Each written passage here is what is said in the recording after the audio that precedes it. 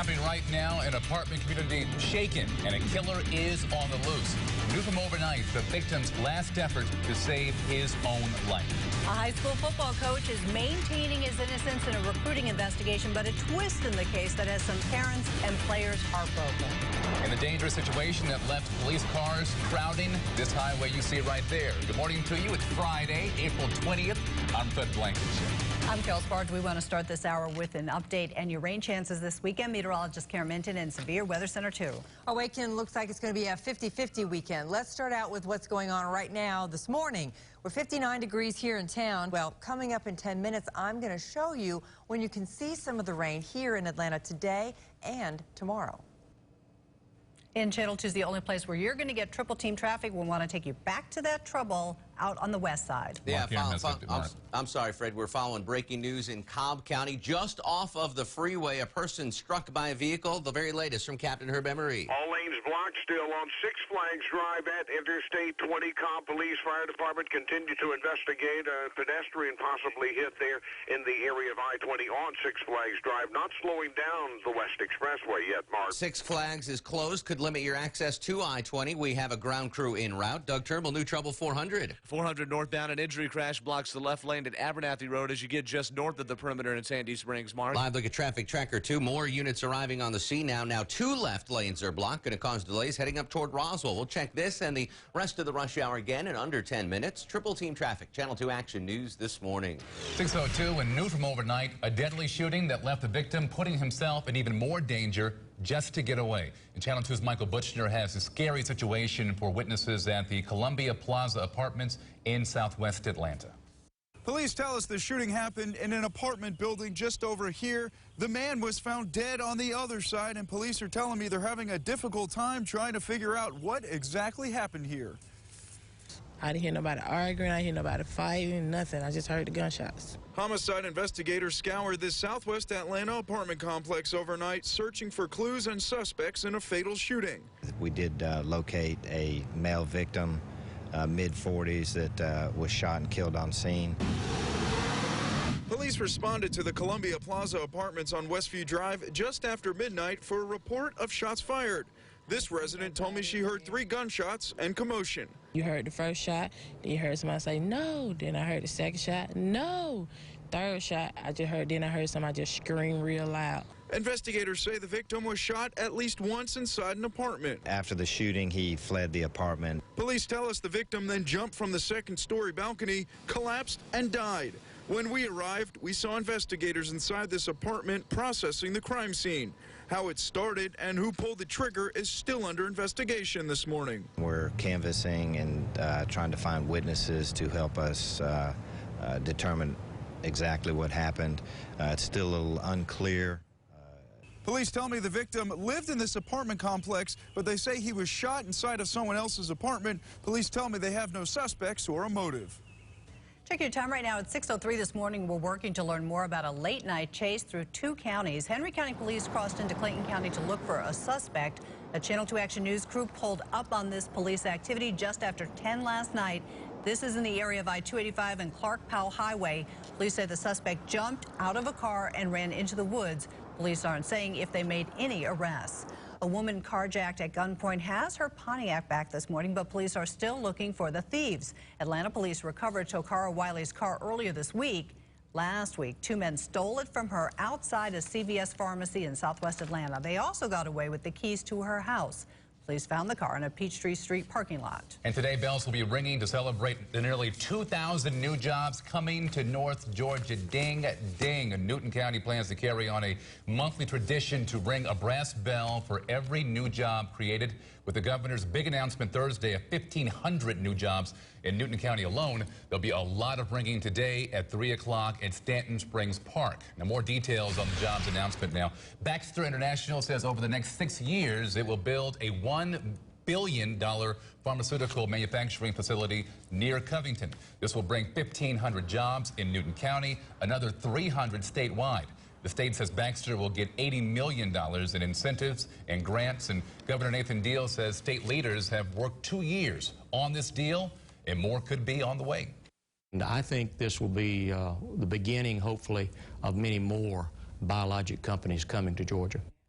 Governor Deal told Channel 2 Action News that Hartsfield-Jackson International Airport helped to win over Baxter executives. Go to WSB-TV.com for more on the Georgia expansion of Baxter International. We also have the timeline for when the plant is scheduled to open. A popular football coach under investigation for recruiting violations has now given his resignation.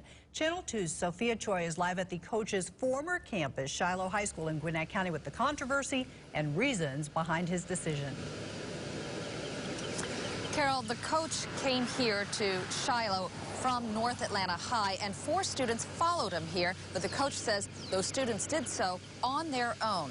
Now, head coach Bryant Montgomery says he made the decision to resign from Gwinnett County Schools to avoid a termination on his record. The district told him on Monday his contract would not be renewed as they, along with the Georgia High School Association, investigated him for possible recruiting violations. Now, despite a lot of support from students and parents at last night's Board of Education meeting, Coach Montgomery says he had to resign to look for another job and to protect his family. I didn't ask players to come over there with us. I mean, they came on their own. A school's spokesperson says the investigation into Coach Montgomery is now complete, but the findings need to be sent to the Professional Standards Commission. We submitted an open records request to get a look at the file when it's ready. Now, we spoke to the parent of one of the students at the center of this investigation. In the next half hour, you'll hear from that parent, as well as students who say this will have a long-lasting impact at this school. Time is now 6:07. A Clayton County teacher says he's fighting a proposed 5-day suspension for pushing a student, and he says he was stopping an attack on another student. There was a student behind me, and then there was one aggressively coming toward me. Not like this? Yes, and I just pushed him back. That was it? That was it. No more? No more. Norris Henry teaches social studies at Eddie J. White Academy.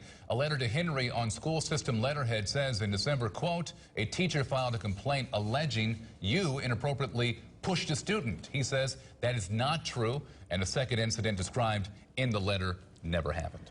A man charged in a crash that killed a Grady Hospital EMT is staying in the hospital. This crash on I-20 in Douglas County killed Jason Strickland last month. The judge has decided not to grant bond for Francisco Ferrer. Investigators say he was drunk when he hit Strickland's motorcycle. Checking your time right now at 6:07. Weather and traffic at the bottom of the screen. The family of a father shot and killed in Clayton County is pleading for someone to come forward with information. They say do it for the sake of the victim's 8-month-old son. Say, hey, y'all find out who killed my daddy. That baby's father, 21-year-old John Goodrum, died Sunday night. His family and friends say he was at a party on John Arnold Circle when someone fired a shot and hit Goodrum, an innocent bystander. I honestly believe somebody knows something because there's too many witnesses out there for them not to know nothing. Police say they do have leads, but they also have witnesses who are telling conflicting stories. Tax relief is on the way for Georgians as part of a tax reform bill signed into law on Thursday. Now, the annual property tax on vehicles is going away. Instead, you'll make a one-time payment when you buy your car. Also, the sales tax holiday is back. Plus, there is now a larger tax break for married couples. We check weather and triple team traffic every 10 minutes. This has been kind of a tricky forecast, according to meteorologist Karen Minton in Severe Weather Center, too. Yeah, because the model runs keep changing every time they come out. They have not been consistent. And then out of here and clearing as we head towards Saturday night. Here's your 5-day forecast then. In the 70s today and tomorrow, upper 60s and kind of windy and cooler. I have a forecast model to show you about the winds. You want to see how strong they could get on Sunday afternoon. We have crews on the way to breaking news on the west side. A pedestrian hit. This is the only place where you can get triple team traffic every 10 minutes. And here's Mark Aaron. Mark. Yeah, the person was struck just off of the freeway, Fred, on Six Flags Drive. Joining us live now, it's Captain Herb Emery. It's requiring a lot of investigation. More equipment being sent to the scene, try to light the area around Six Flags Drive and I-20. That will affect the off-ramp from I-20 westbound and the on-ramp to I-20 eastbound from Six Flags Drive, not far from the park on the west side. Mark. Thanks, sir. Keep us up to date on this situation. As I mentioned earlier, we do have a ground crew en route, and as soon as they are set up, we will hear from them on the situation. We've got early trouble on 400, Doug Turnbull. An injury crash now blocks 2 left lanes, and at times authorities blocking all lanes begins to move equipment. Georgia 400 northbound just north of Abernathy Road. That's really going to stop things up if it stays out much longer, Mark. Live Look Traffic Tracker 2 shows the crash scene here. 2 left lanes blocked, 2 right lanes open. Delays between Sandy Springs and Roswell. We'll check this and the rest of the rush hour again in under 10 minutes. Triple Team Traffic, Channel 2 Action News this morning. New from overnight, a rooftop rescue, the bizarre story that ended with this surrender.